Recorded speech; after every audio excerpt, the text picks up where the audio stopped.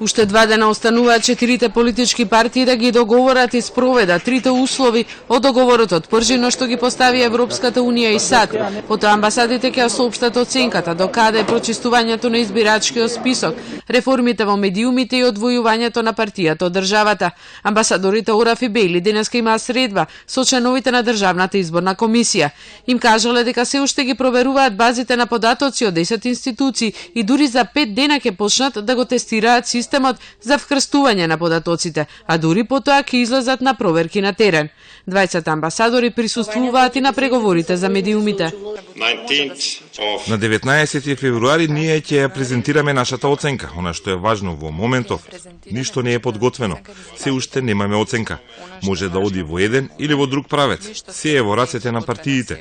Оценката ќе ја дадат странските дипломати, но партиите ќе одлучат кога ќе се одржат предвремените избори.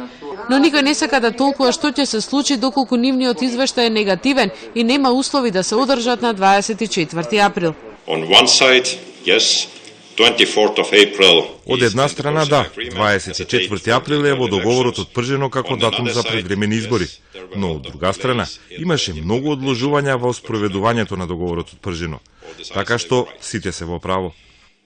Евроамбасадорот Ораф, предпазлив како и секогаш, и со оглед дека партиите постигнуваат договор во последен момент, вели дека можеби се уште има време да се завршат работите.